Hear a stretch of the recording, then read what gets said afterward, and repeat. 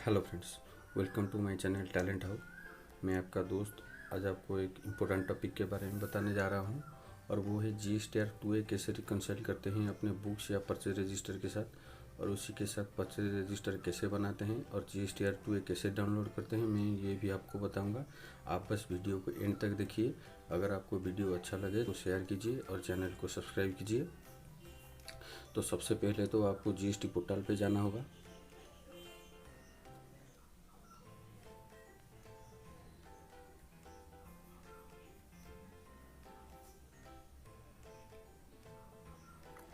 यहाँ अपना user name और पासवर्ड डालकर लॉगिन कीजिए।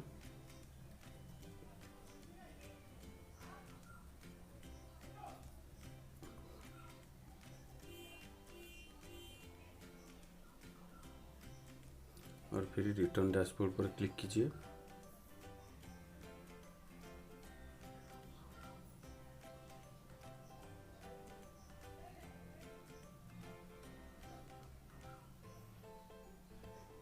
अभी फिनेंशियल ईयर और मंथ सिलेक्ट कीजिए। अभी डाउनलोड कीजिए 2A। मैं आपको अप्रैल और मई दोनों महीने का डाटा लेकर आपको GSTR 2A रिकंसाइल करके दिखाऊंगा।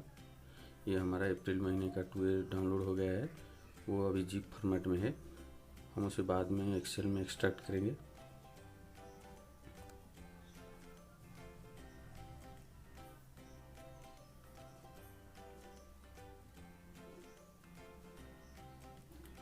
ये मई महीने का भी हो गया। अभी हम इसको एक्सट्रैक्ट करेंगे।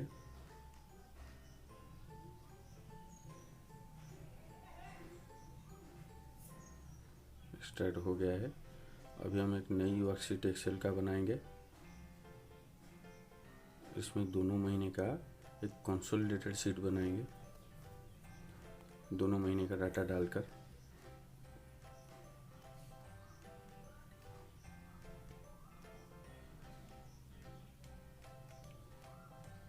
पहले हम अप्रैल महीने का डाटा लेकर यहाँ से कॉपी कर लेते हैं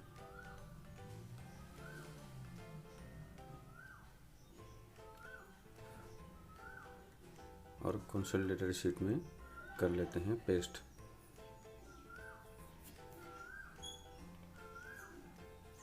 वैसे ही मई महीने का कॉपी कर लेते हैं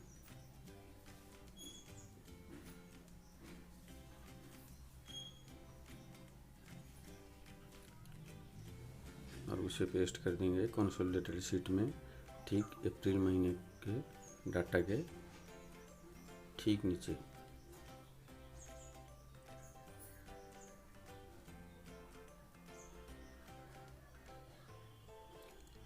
अभी हमारा डाटा पूरी तरह से मैनेज नहीं हुआ है।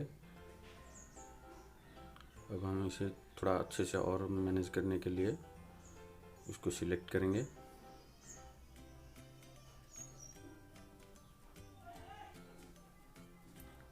और अप्लाई करेंगे फिल्टर।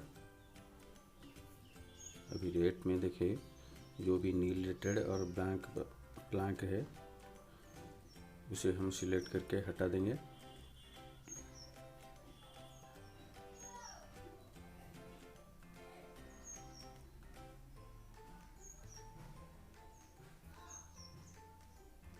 ये अभी हट गया है।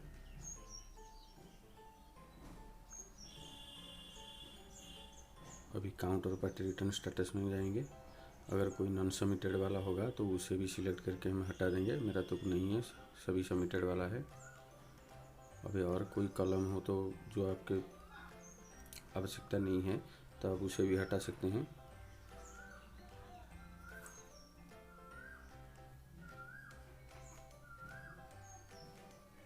अभी हमारा 2A डाटा पूरी तरह से तैयार है रिकंसाइल करने के लिए। हम इसे पहचान करने के लिए रिमार्क्स में आज पर 2A लिख लेते हैं।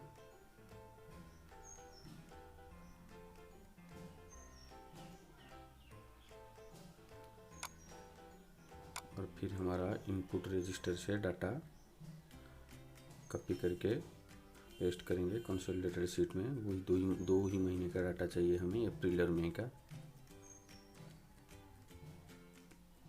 यहाँ से सिलेक्ट कर लेते हैं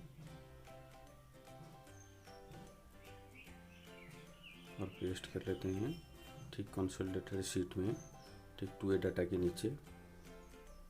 और 2A डाटा को पहचानने के लिए रिमार्क्स में इसे आज पर टाली, आज पर बुक्स या आज पर परचेज भी आप लिख सकते हैं।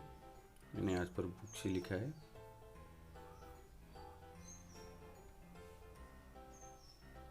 अभी हमारा बोथ 2A डाटा और बुक्स डाटा दोनों ही तैयार है रिकंसाइल करने के लिए। अभी हम इसको सिलेक्ट करेंगे और अप्लाई करेंगे पाइवट टेबल। इसके लिए सिंपली आप इंसर्ट पे जाइए,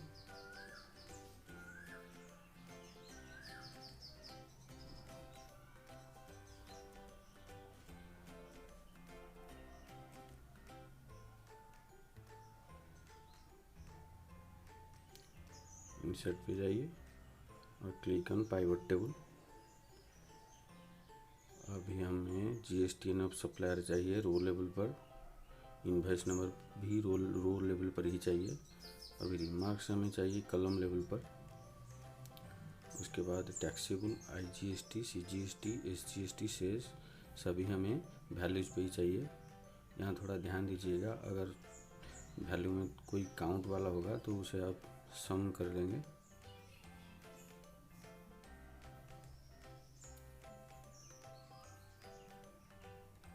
ये हमारा डाटा अब थोड़ी और मैनेज करेंगे। इसके लिए हम डिस्प्ले में जाकर क्लासिक व्यू ऑन करेंगे और अब उसे थोड़ा और अच्छे से मैनेज करने के लिए राइट क्लिक करके फील्ड सेटिंग में जाएंगे और सब टोटल में नन करेंगे तो सब टोटल वाला रो जो है वो हट जाएगा।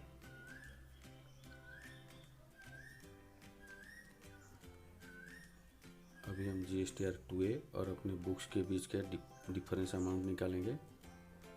GSTR 2A माइनस टाली और बुक्स आप कुछ भी लिख सकते हैं।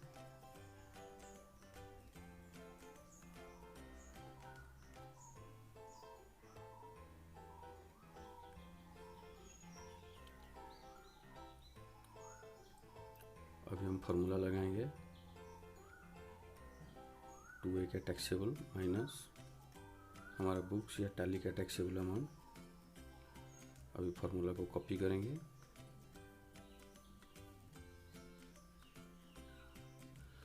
और सभी इनवॉइस के सामने पेस्ट कर देंगे।